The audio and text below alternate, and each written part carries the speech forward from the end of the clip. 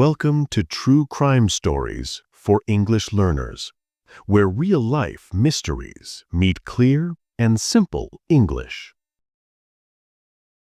The Antwerp Diamond Heist. It was the morning of February 16, 2003, in Antwerp, Belgium. The city was quiet. Shops were closed. The sky was gray, and a cold wind moved through the empty streets. Deep underground, in the famous Antwerp Diamond Center, the security guards began their usual rounds. The building was one of the safest places in the world. Hundreds of diamond traders kept their most valuable items inside private safes. The underground vault was protected by 10 layers of security. Nothing seemed unusual. But when the guards reached the vault level, they froze. Hundreds of safes were open. Papers and jewelry boxes were on the floor. Diamonds, gold, and cash worth more than $100 million were missing. There was no sound, no alarms, no broken doors. It looked like the thieves had walked in peacefully and walked out the same way. Antwerp had just suffered the largest diamond heist in history. Antwerp is known as the diamond capital of the world. Most of the world's rough diamonds pass through the city at some point. Because of this, the Diamond District has extremely strong security. The vault in the Diamond Center had one of the most advanced systems on the planet. Its protections included heat sensors, motion sensors, magnetic sensors, a steel vault door with 100 million possible combinations, infrared beams, security cameras, a private security force, police patrols outside. The vault was considered unbreakable. But in 2003, a group of professional thieves led by Leonardo Notarbartolo, an Italian criminal, proved that nothing is truly impossible. Leonardo had rented an office inside the Diamond Center years earlier. He pretended to be a diamond trader. He wore nice suits, spoke politely, and made small deals to look trustworthy. But in secret, he was studying everything: the guards, the cameras, the building, and especially the vault. He spent more than 2 years preparing for the heist. The turning point came when Leonardo discovered something important. The vault door could be opened with a special metal plate that fooled the magnetic sensor. If the sensor thought the door was closed, the alarm would not sound, even if someone opened it. Leonardo also learned how to bypass the infrared sensors. He used a simple trick. He placed hairspray on the sensors to freeze them for a short time.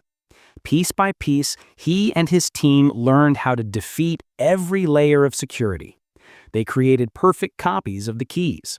They memorized guard routines. They tested tools inside the building. They practiced for months in a secret room in Italy where they built a full model of the vault door. Everything was ready by February 2003. On the night of February 15th, Leonardo and his team began the operation. They dressed in dark clothes and wore gloves. They carried bags filled with tools, drills, wrenches, magnetic plates, plastic sheets, and foil. Around midnight, they entered the building using Leonardo's office access. They moved quietly down the stairs to the vault level.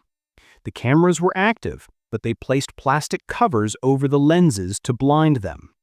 Next, they used Leonardo's copied keys to open the steel door, room by room, until they reached the vault. The vault door was enormous, thick, heavy, and almost impossible to break. But the thieves didn't need to break it.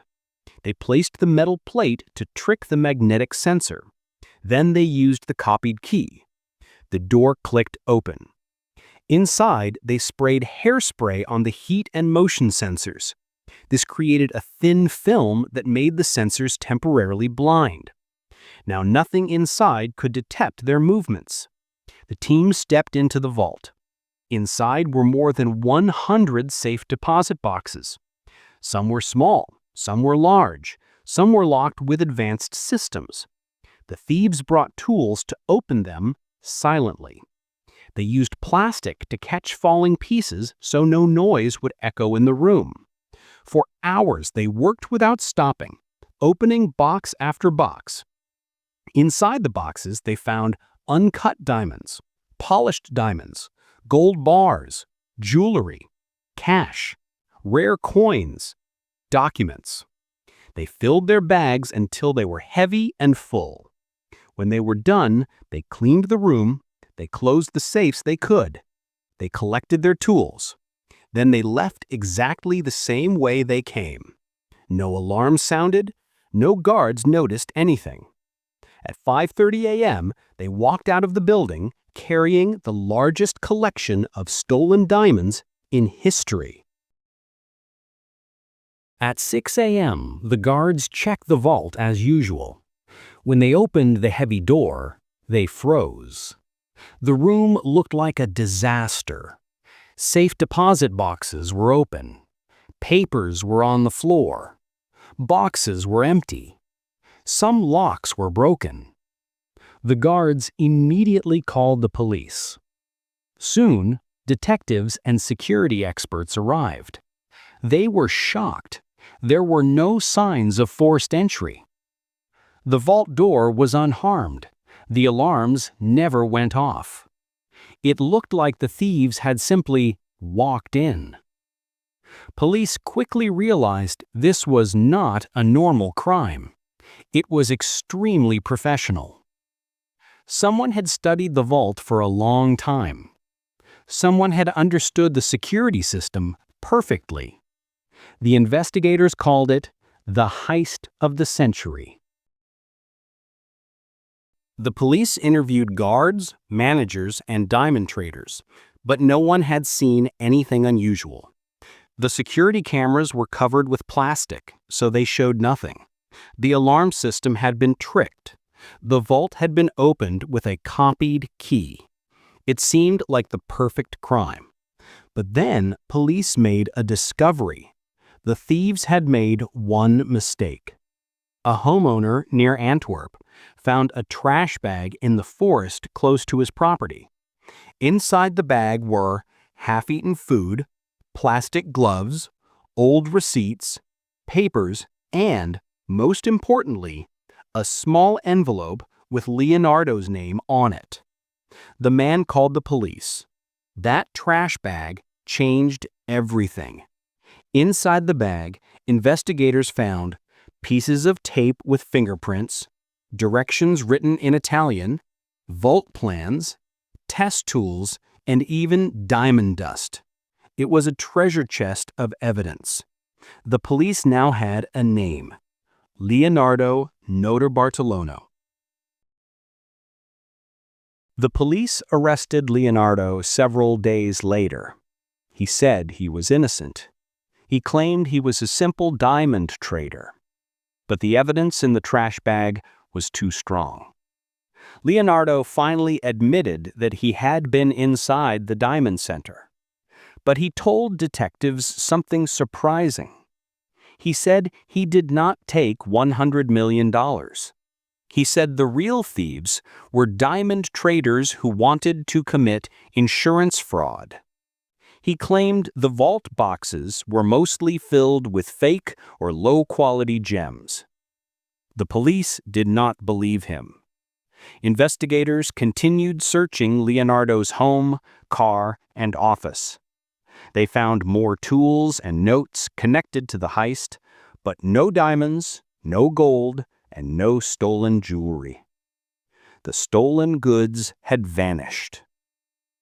Leonardo refused to tell the police where the diamonds went. He stayed calm and polite, but he gave no useful information. In 2005, he was sentenced to 10 years in prison. Other members of his team were arrested, but many escaped. Some are never found. Some are believed to be living quietly in Italy. But the diamonds No one knows. The missing diamonds became the biggest mystery. More than $100 million worth of jewelry and diamonds had been taken. None of it ever appeared on the market. No dealer reported seeing them. No buyer came forward. Experts think the diamonds were quickly taken to different countries and sold secretly. Small, unmarked diamonds are almost impossible to trace. Once they enter the market, they disappear forever. The Belgian police believe that most of the diamonds were sold in Antwerp and Amsterdam within days. Some may have been melted or cut. Some may still be hidden in a private collection, but officially, not a single stolen diamond has ever been recovered. Leonardo served part of his sentence and was later released. After getting out, he returned to Italy. He gave interviews, wrote a book, and became something like a legend, a gentleman thief who tricked one of the safest vaults in the world. But he always refused to reveal the location of the diamonds. Today, the Antwerp Diamond Center has new alarms, stronger cameras, and better guards. But the memory of the 2003 heist still lives in the building. Visitors often walk past the vault and imagine the scene. The thieves moving in silence, the thick vault door opening, boxes being emptied, diamonds shining under flashlight beams, and a group of men walking away with one of the biggest hauls in history. The heist remains a symbol of intelligence, planning, and patience. It shows how even the strongest security can fail if someone studies it carefully. And somewhere, perhaps in Italy, perhaps in Belgium, perhaps somewhere else, hundreds of stolen diamonds may still exist, hidden from the world. A perfect crime? Maybe not, but a crime that still shines like a diamond in true crime history.